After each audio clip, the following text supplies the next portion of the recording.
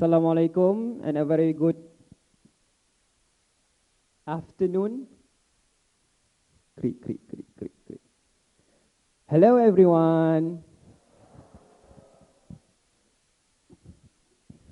Okay, this is. Hello everyone, how are you? Can you give me a wave just to see that you're still here? Is your soul still here? Is your spirit still here? No? Oh. Okay, my session will be about think differently, stomp out stigma.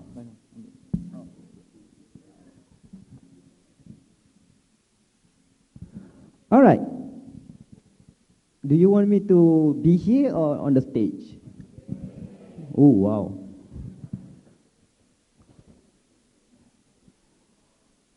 Okay, all right, my session here. Before we begin, can I see a show of hands? Is anyone here who ever attend my session before? Some of you know, but some of you who are attend my session once, I'll give you one precaution. Some of my jokes will be recycled. So if you seems like familiar with my joke, just laugh. I was like, this is my first time hearing this.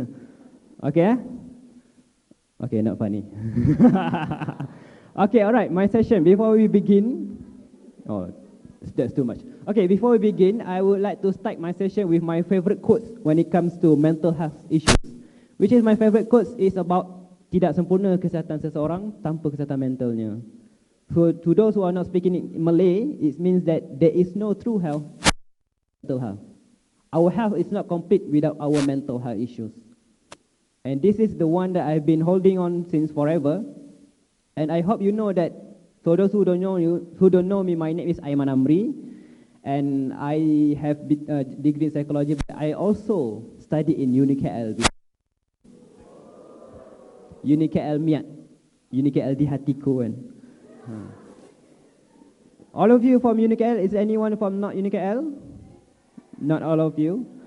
Okay, before we begin, I would like you to understand that my session is, I try to make it as simple as possible to understand. So it will be for you easier to understand. Is it okay? So my session is not too much about the slides, it's more into pictures, videos, infographics and all that. So it's easier for you to understand. Okay? All right, let's begin. I want you to imagine if one day a friend of you, a best friend, came to you and they told you that I'm feeling stressed. I feel overwhelmed with my work, with my studies, that I feel like I want to cut myself. How would you understand? How would you respond to them? How do you respond? You have 4 choices. I give you 4 choices. The first one, A, can't you be more positive? Don't think too much about it. It's just in your mind. Or B, you're not the only one who are struggling with this.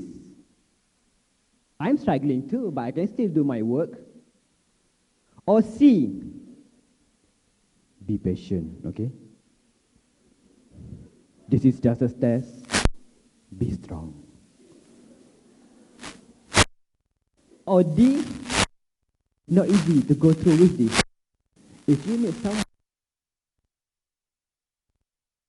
how many will you answer A? Don't worry, there's no right or wrong opinion. Some of you answer A. What about B? B, okay. Don't worry, don't be shy. There's no right answer. Or C? Or D? Time ni ramai pula kan. So when I will tell you this, there is no right or wrong answer. There's only what is helpful and what is not helpful. Because for me, all this answer is true. This is all correct. But which one is the most helpful during the struggling emotion issue at the moment? So it depends on you what to answer. Okay, let's start our session today with a video, a stigma about mental health. Let's watch together. You can be born perfectly rich, have a very good lifestyle, have parents who care very well for you, I don't think mental health issues discriminate against anyone of any race, gender, or social background. Hi, nice to meet you. Please have a seat. My name is Nicole. I'll be your moderator for this discussion. I'm Nicholas. Today, I'm going to ask you a few questions about mental health in Singapore. What do you know about mental illness? I just know there's depression. How do you say that? Bipolar disorder. The wire short circuit, This guy's crazy, say all these kind of words. Has nothing to do with me. Would you hire somebody with mental health condition? I'll probably, make them work in a, admin side. Sweeper, cleaner, or some simple job like that.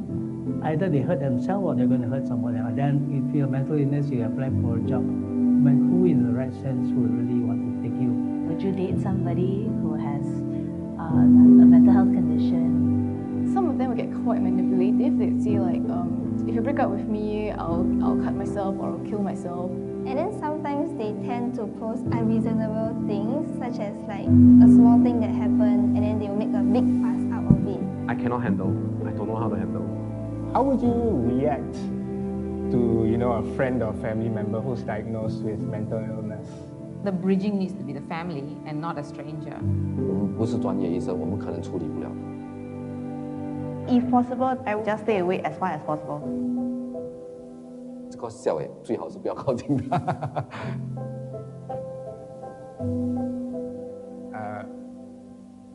I didn't introduce myself fully. I suffer from clinical depression. I was clinically diagnosed with depression. I'm living in recovery. And I overcame it. I wrote a letter that I would like you to read out to me aloud.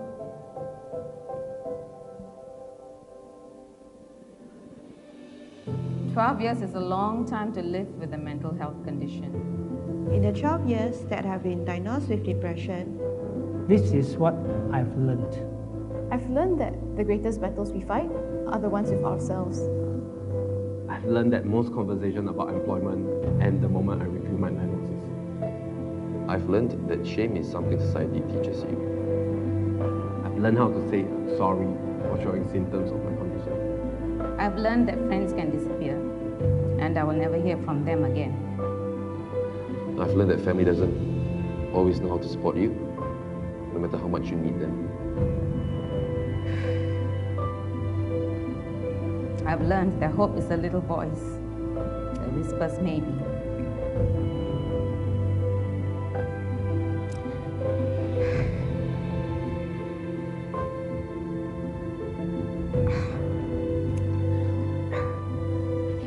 I've learned that recovery is a process. I've learned that one small crack doesn't mean I'm broken. I've learned that I have an illness, but this illness is not my identity. so sorry that you have to go through this. I'm so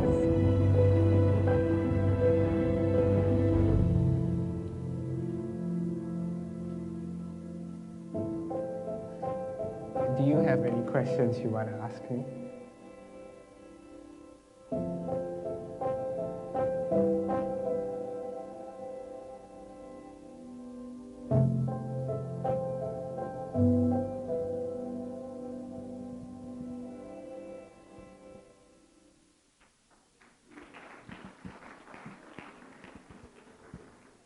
How are you? Are you okay? Some of you are like,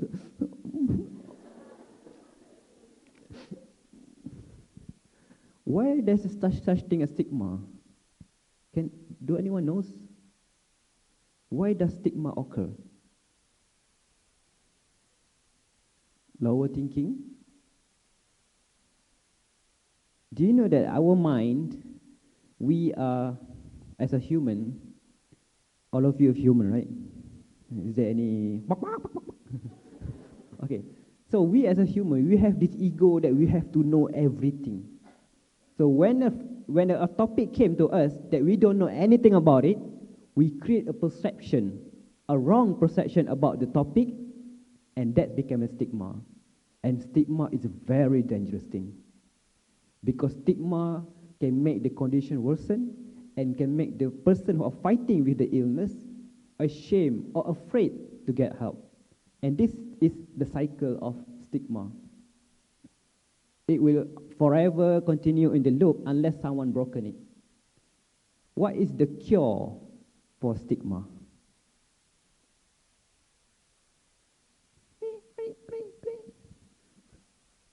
Anyone?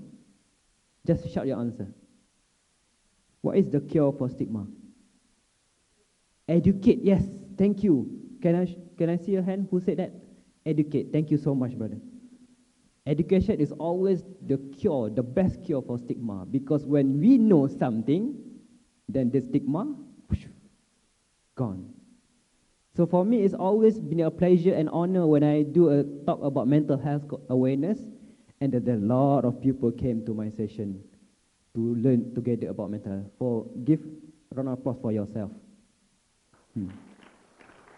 I have the pleasure of, before this, I once conducted a session about mental health awareness to a certain companies, I cannot say the name. They promised me that there will be about 50 participants. But when I arrived, about 15 minutes before the session started, there's only 3 of them. Can you imagine how I feel? I feel happy because there are 3 people who want to learn about this. And for me, why should I focus on the 47 who doesn't want to know about this? Why should I focus on them? Why not I focus on someone who really wants to learn about it? Isn't it? So from the session that's supposed to be like a one-way drama or talk, it became like a group session. We sit together, cry together, talk together.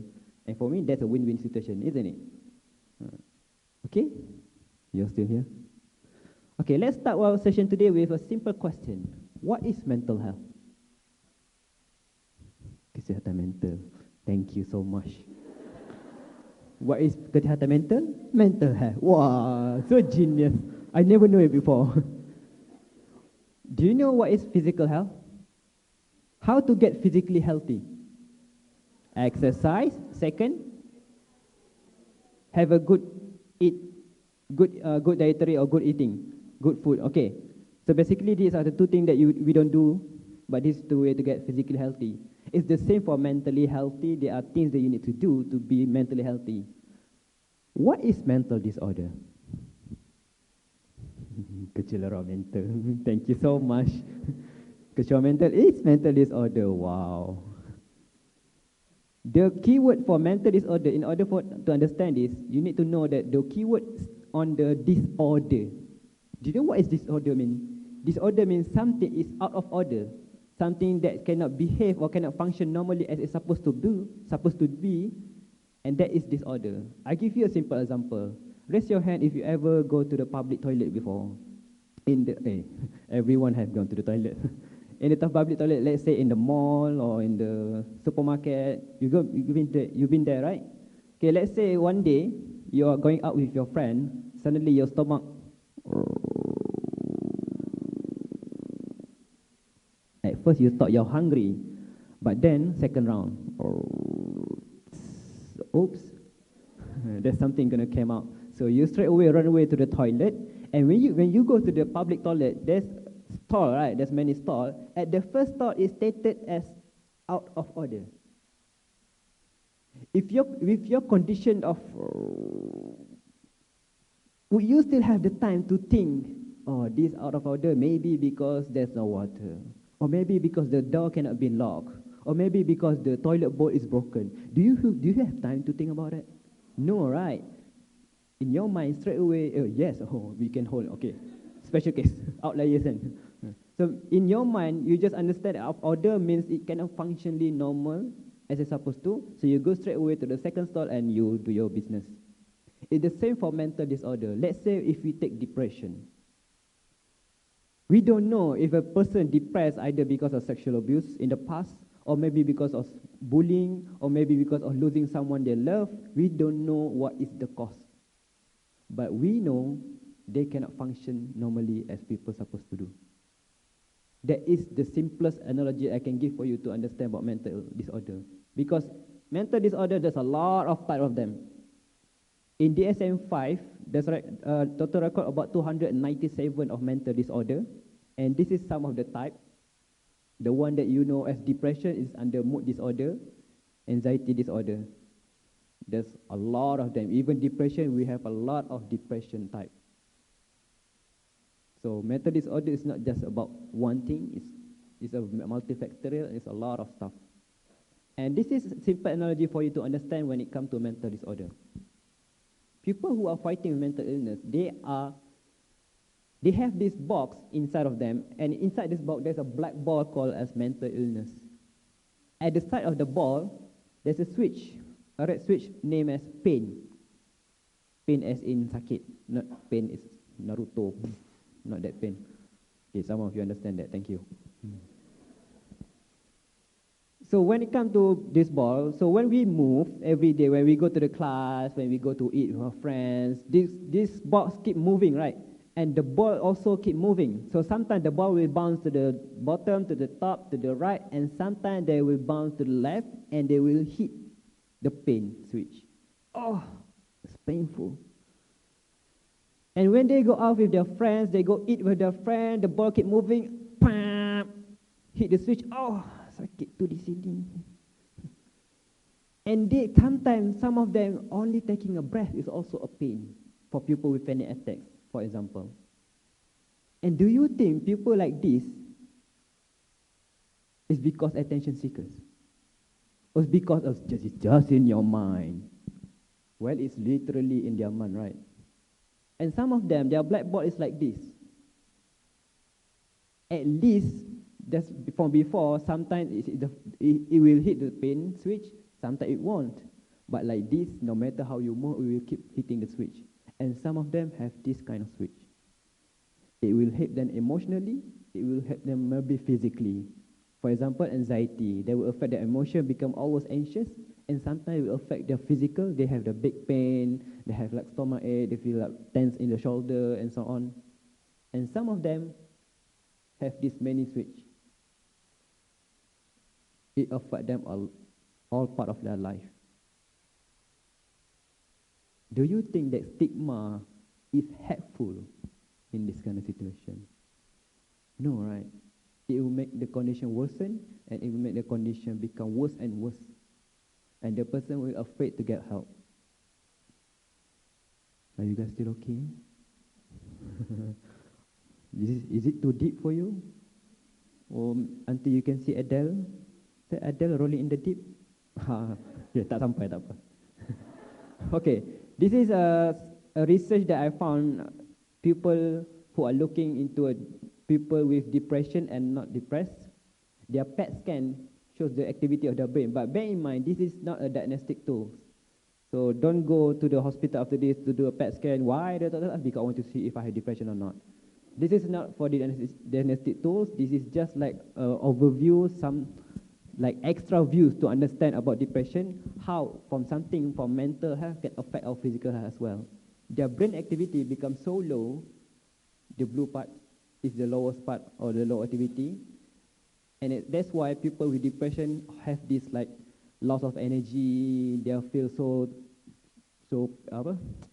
tired, so painful, so low in energy. And different for people without depression, they have this energy to wake up in the morning, to go to the class, to play with their friends. But some of them I know who are depressed, who are doing the same thing, but they're putting a fake mask, I would say. And this is the brain for anxiety. Like I said, this is not a diagnostic tool, this is just like an extra view to understand about it. People with anxiety, they have this excessive electrical activity in their brain, until they have this like nervous energy, they have so much energy because the brain for our normal human being, our brain activity is supposed to be like this. But people with anxiety, they have this, that's why they have overwhelming thoughts, troubling thoughts. What should I do after this? Oh, if he's gonna like me? Oh, should we go dinner after this? Do I need to go project? They keep thinking about the future. Do you know the difference between depression and anxiety? The biggest difference between depression and anxiety. Depression is always about a sadness in the past. PAS EAST, not the PAS of political party. Ha ha ha ha ha ha, not funny. Okay. And anxiety is always about a worries or fear of the future. But that doesn't mean that you will not get both. In fact, research shows that when you have one, such as you have depression, there's 50% possibility you're gonna develop anxiety if you're not treating it. So always remember, all of this is a mental illness. It's not a mental weakness. Just because you cannot see it doesn't mean it's not real. Can you see depression? Is there like people with depression, they have like D on the forehead? People with anxiety have A on the cheek or something? No, right? You cannot see it, that doesn't mean it's not there. I give you a simple example. I have a brain. Have you seen my brain? Have you touched my brain? Have you ever take a peek at my brain? Maybe smell my brain? Hear my brain? No, right? But doesn't mean that I don't have any brain? No, right? But you need extra tools to understand that I have a brain. Same as depression, you can see it from symptom, through assessment with the professional, and not through dust. Please, I cannot emphasize this as well as I can. Dust is not diagnosis. Please don't do self-diagnosis, knowing that you fill up the dust. Oh, you know dust, right? Depression, anxiety, stress scale. You fill up the 21 question and you got the answer. Ta-ta-ta-ta, you have severe depression. Then tonight you're going to post it in Insta story. It's not as simple as that. Dust is just a screening test. It's just a screening tool to help you to understand that you need help. That's all. It's not a diagnosis. Okay? I don't have many time left, but I'm going to jump to a certain part. As a student or as a worker, what are the things that make you stress every day? Assignment. What are you stressed about assignment? Not enough. You want more. Oh, okay. No. Takut dia. Okay, too much assignment. What else? What are the things that you stress in every day? Sorry? CGPA. Okay, CGPA. What else? Environment. What's so stressed about environment? Toxic people. Oh, you understand my mind. What else? Find too many patients. Finding two patients. Or finding true patient. So that make you stress. Okay. What else? Credit. What else? Or you're not stressed at all? Or this is like the Zen garden. I'm not stressed. Okay. What are you stressed about? Money. What about money? To have too much money, don't know what to do with it. Oh yes. Actually, what else? As a worker, I understand there's a worker here. What are you stressed about as a worker? Boss. Is they here? Are they here? No, right? That's why you can shout boss kan. Kalau boss ada kat sini, no kan. Okay. So all of us actually have stress in certain part of our life. But I want to ask you a question. Is stress a good thing or bad? Both, man. Why not both? You understand the meme, huh? Stress is good or not good? Let's say stress and productivity, they have this like graph level where there's more stress, you become more productive. When you put more stress, they become more productive. You put more stress, they become more productive. But at certain point, at your limit, when you put more stress, productivity fail. Everything becomes so overwhelmed, burnout, stress, overstress, severe depression, and so on. Stress is good when it comes to a certain level. When you know that stress is good is when it becomes your pushing factor to do something good. I give you an example. If you, let's say, some of you are students from UniKL Business School. The first day during your registration as a student in UniKL, the lecturers told you, oh, welcome to UniKL. There's no attendance here. You don't need to come to the class. Just come to the graduation ceremony. Oh, your CGPA, don't worry. We give you a pen, you write your own CGPA. How much do you want? Is that a good thing? Yeah. You can pass with flying classes, yes, but when it comes to the working place, you become like a moron, right? Because no pushing factor, no one asks you to do something, then you don't study, you don't do assignment, and so on. But let's say if stressed too much, during your first day in registration, the lecturers told you, oh, our class attendance must be 100% and you need to come from 6 in the morning until 9 in the night. There's no lunch hour, everyone need to fast. We don't provide you allowance, in fact you need to pay your lecturer's salary. Is that a good thing? Because there's too much stress, it becomes no longer a pushing factor, but become a destructive factor. So stress is a good thing at a certain level. And I hope you understand the difference between depressed and stress. What is the difference? The first difference between depressed and stress is the pronunciation. Thank you very much. And also the spelling, I know. The difference is depressed is always about the amount of time, and stress is the triggering factor that comes to the depression if you do not cope well. Okay? And I hope you also understand the difference between feeling depressed and having depressive disorder. Some of you would say that, oh, I feel so depressed. Feeling depressed is a normal human emotion. It's like a severe sadness.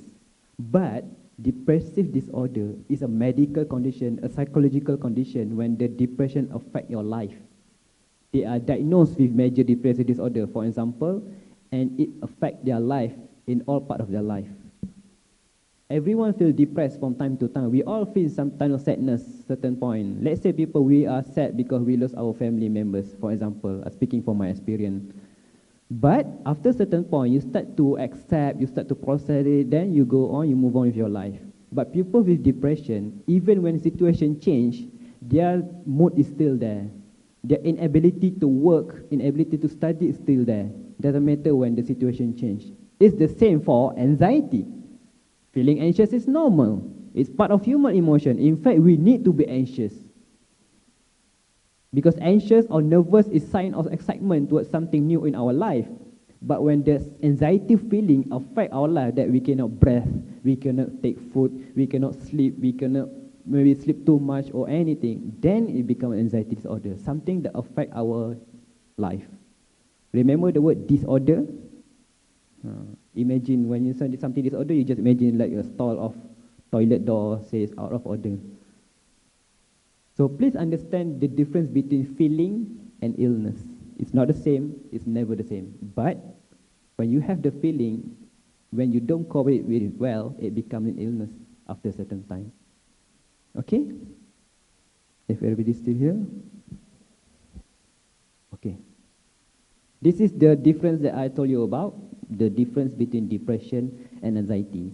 But I want to ask you a question. Let's make a quiz. I know some of you spirits already go to the Mega Mall, IOI or something.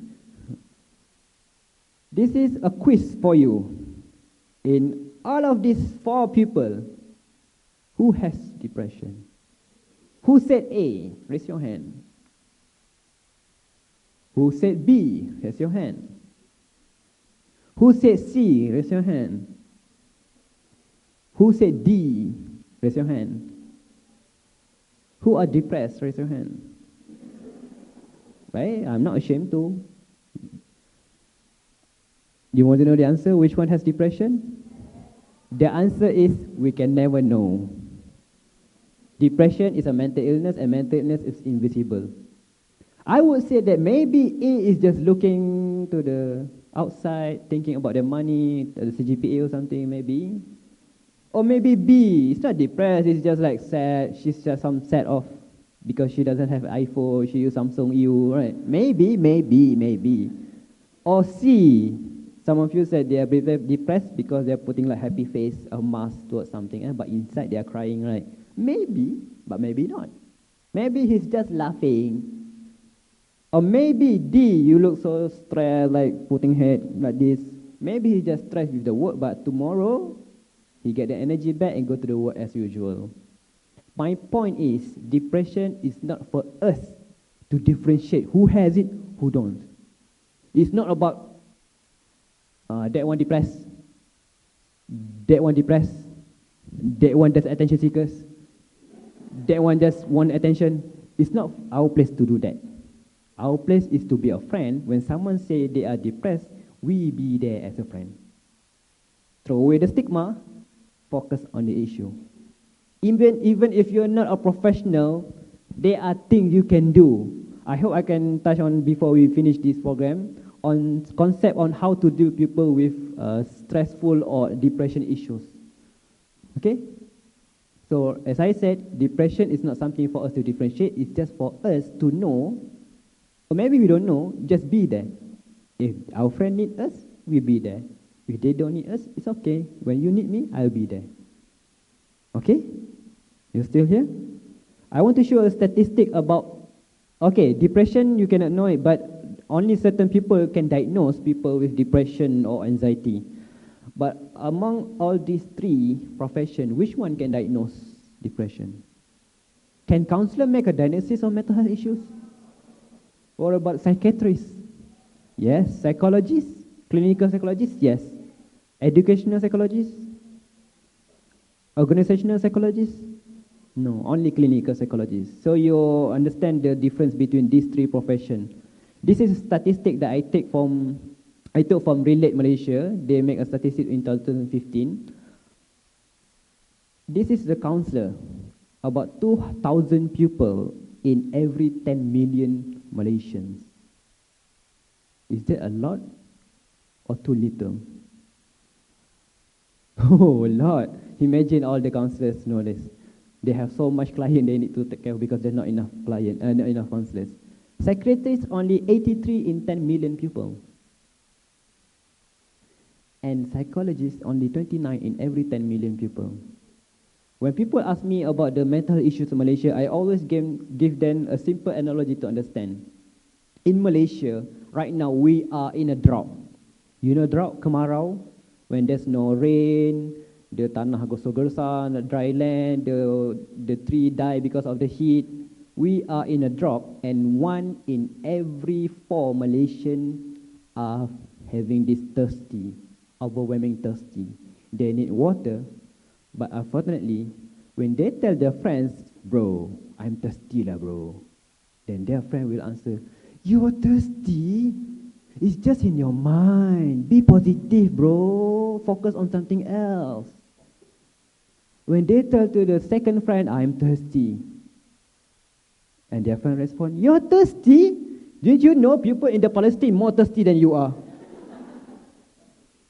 And some of them tell them, I'm thirsty, bro. Bro, you have so much thing in your life. You have family, you have food, you have friends. Why you focus on the thirsty? And unfortunately, some of them, I'm sorry to say, when we tell our friends that we are thirsty, their response is, you're thirsty? So like. You understand what I mean? For those who understand, it means that do something religious to fight this thirsty. What is the cure for thirsty? Water, drink, right? But unfortunately, the person who can give us water only these 3. And that's not enough of them. Realizing this ignorance or stigma or inability Malaysian to understand about the awareness of mental health, I have been part of a project called Psychosis. Have you heard Project Psychosis? It's a project from RTM where we do a documentary about mental issues, and this is the trailer.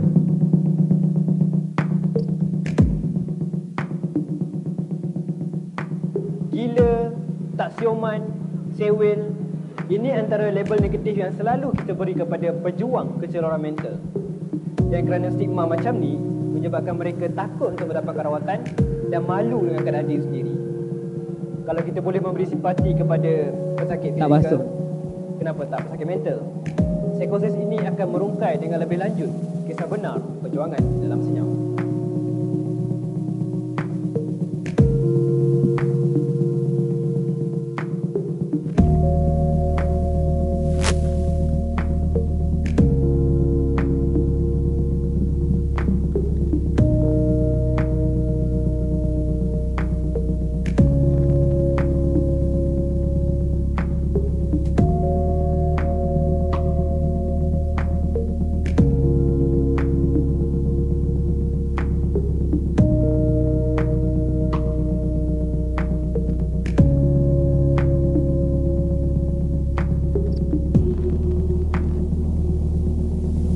stood there for half an hour.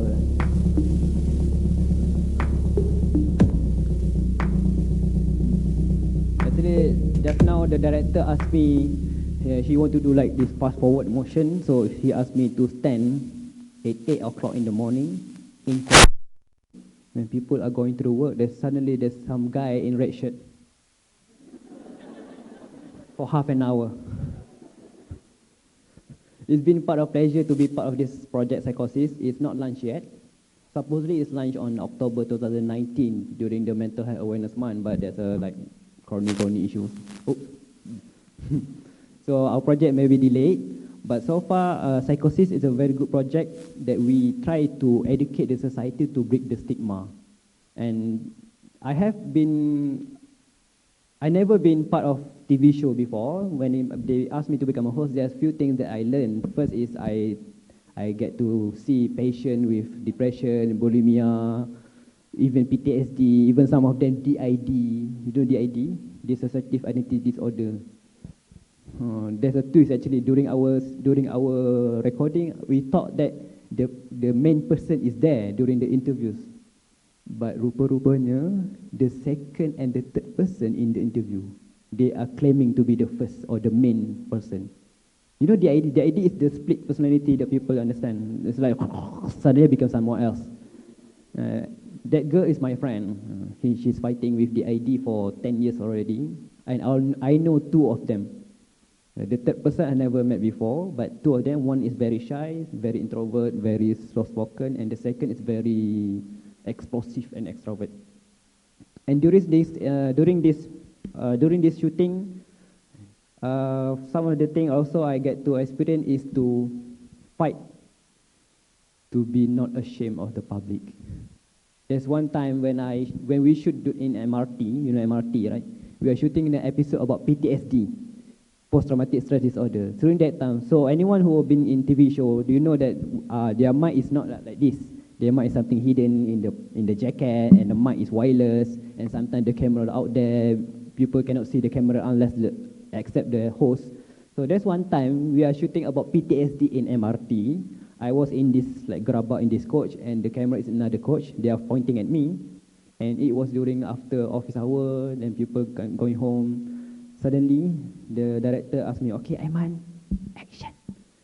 Then suddenly I speak. Satu daripada tiga rakyat Malaysia sedang berjuang dengan satu. Among all people there, they just saw me like talking to myself, and there's one guy in front of me like holding like, kau cakap dengan siapa? And coincident, I was talking about 1 in every 3 Malaysian have a mental illness. Engkau tu yang mental.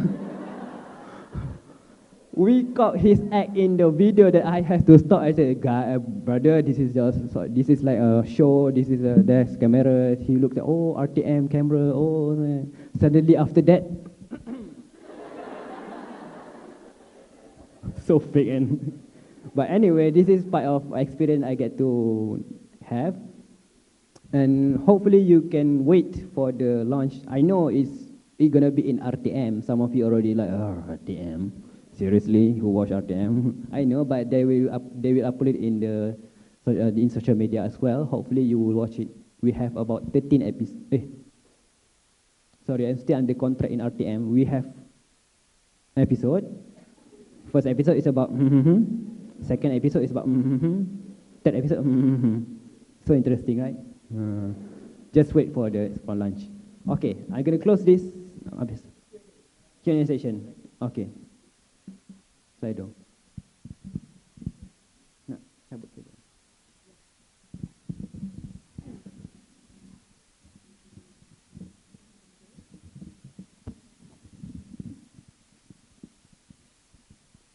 Okay, thank you very much, Dr. Aiman. Yes, Mr. Aiman. Okay. Oh, wait, hold on. Since you were talking about Adele, right? So let me ask you something. Why did Adele cross the road? To say hello from the other side. Right. Okay, anyway, we will be having more questions. So if you want to ask more questions, you can go on to slido.com and use the hashtag MYMC2019 to submit your questions. But If you have any questions for Mr. Aiman, you can use the microphone if you want, if you're not shy. But we are logging into Slido right now. Okay, first question. What do you think of the school counselors that are usually not taking students' matters seriously? Go. Bad. This is a short answer. Okay, the long answer is bad. Okay, not funny. Okay, basically I understand this is some of the concern that youngsters always told me about when they tell their stories or their problems to the counselors, and the counselors suddenly become like a bawang rangers, right? They tell their stories to the other person, to the other teacher, that teachers knows their stories and become something shameful to talk. Okay, I hope you understand that sometimes in school, the guru counseling is not a counselor. Some of the school, their guru counseling is not counselor, which means that they don't know the ethics of private and confidentiality between clients and counselors. And second, they are like this guru ganti, because the skill need a guru counseling. So okay, I became a guru counseling. But unfortunately, they don't know the ethics and all the way to become counselor. That's what happened. I hope you understand that the fault in this issue is the person itself, not the concept of counseling. Because I don't want you to feel bad, to have this bad perception about counselors ni kuat membawang. Counselors always talk my issues to the other people, then they knows my issues. Not all counselors like that. In fact, a counselor is supposed to be not like that. So if you come across this kind of issue, please report them to the Lembaga Counselor Malaysia. Take note of their counselor's number, their registration numbers, and report the case to the Lembaga Counselor Malaysia. And I have experience before, my friend who report her case to the Lembaga Counselor Malaysia, and the supposedly counselors got like the lesson kena gantung. So they cannot practice as a counselor after that, after a certain period. So please, if you don't report them, Lembaga Counselor Malaysia will not know this. Because every counselor is registered under Lembaga Counselor Malaysia. Okay, next question. What do you think of the people who uses the guilt trip to prevent people from suicide? Guilt trip. What do you think of people who use guilt trip? To be honest, suicide prevention is not my forte. I'm still under training to understand about suicide prevention after that. So I cannot say, well, maybe you can understand about this issue. Because my expertise is not on suicide prevention. Do you have any opinion about this?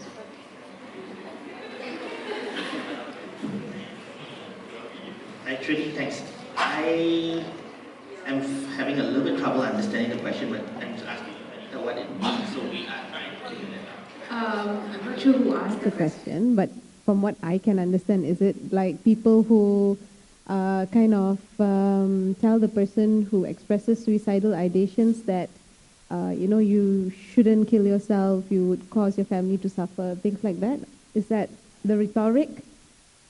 Yeah, because that's what I'm thinking. So I guess it's awareness, because I think a lot of people do not know what to say to a person who comes and tells them suddenly. Usually sometimes there are no warning signs, or even if there are, people just don't know what to say when someone says that, I'm thinking of ending my life. So sometimes it comes very randomly, and we don't know whether the person is joking, because some people do joke about it. But the message that we professionals always tell the public is that that is not the point. The point is we should still take it that the person is trying to reach out for help.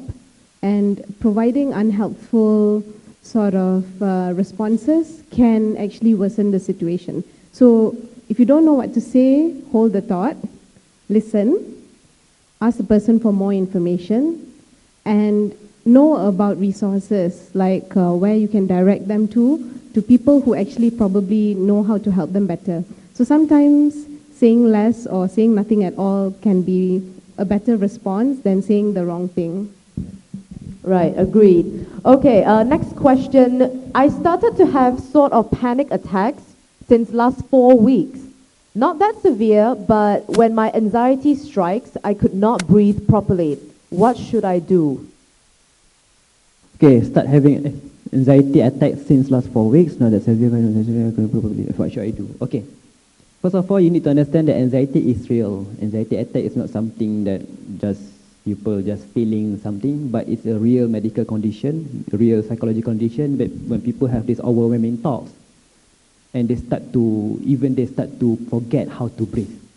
I know this from my experience. I have 2 anxiety attacks before during my depression after I lost my sister. That since that I got my proper treatment. But what can I say for you is during the attack and outside of the attack period. There are 2 answers for this. First is during the attack. This is quite theory, but I hope you can understand this. During the attack, just focus to breathe. That's all. I know that some of you like, oh, that's simple. But for people with anxiety attack, this is really, really hard to do because we think too much. We try to have this like, then we forgot to breathe. And it's very painful, trust me. You have this severe pain in your chest. I'm not going to explain anymore, can become a trigger to someone here. But please understand that it's real. First thing to do is just take a long breath. Deep breath through your nose and out through your mouth. And do this repeatedly, 2 to 3 minutes minimum. Just breathe. After that, it's not for you to know that, but just focus on the breath. It sounds simple for us, but it's really big for them. And second, outside of panic attack, if you have this attack, please get help. And some of the things that you can learn is grounding technique. Grounding technique is part of your process when you like to try to be at the moment, when you try to list 5 things that you can see, four things that you can listen, and so on. You can Google this, grounding technique, and also deep breathing technique. And also progressive muscle relaxation is really helpful. But please understand that grounding technique is during the attack, but PMR or progressive muscle relaxation is outside of the attack. It's something that you do before you sleep every day.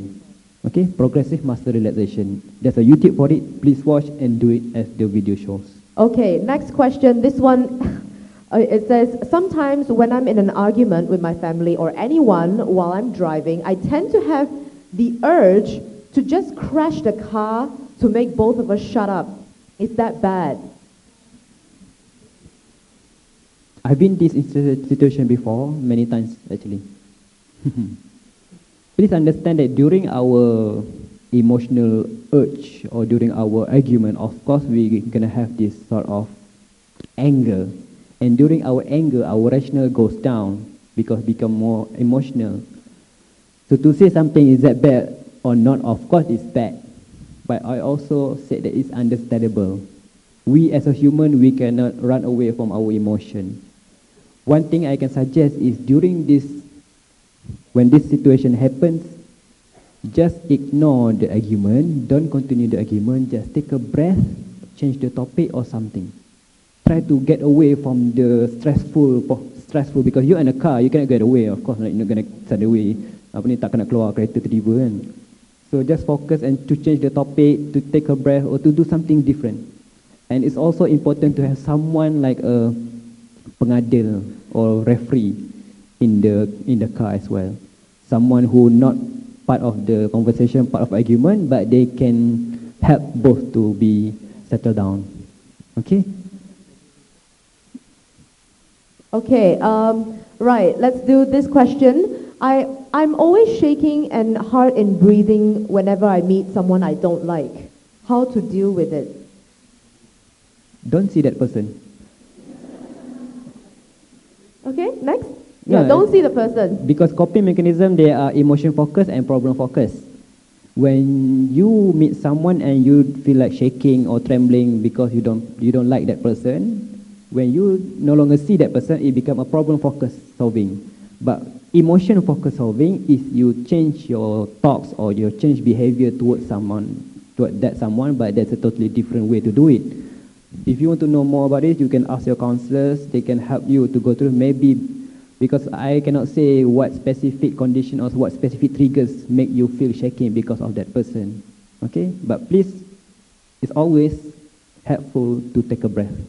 It sounds so simple, I know, but a breath is all you need during that condition. Okay? Long breath. Right, very good. We'll move on to the final question. How to always be positive while surrounding with negative surroundings. So how do you stay positive in the negative surrounding? You don't need to stay positive all the time. It's tiring. Trust me, it's really tiring to stay positive all the time.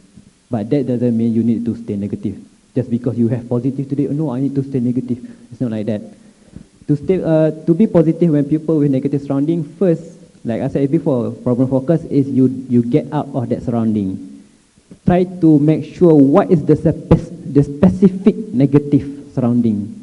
Because you can be more specific with negative surrounding. Is it because of that person? Or if it's about a person, is it because of that person said? Or that person wear? Or that person have opinion about? Try to get away from that triggers. Because knowing your triggers can help you to deal with your outcome.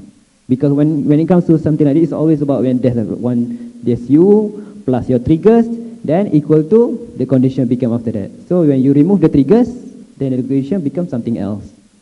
Okay? This is not something that I can only answer you in general because the question is quite in general. Okay, thank you once again, Mr. Aiman. Ladies and gentlemen, thank you very much.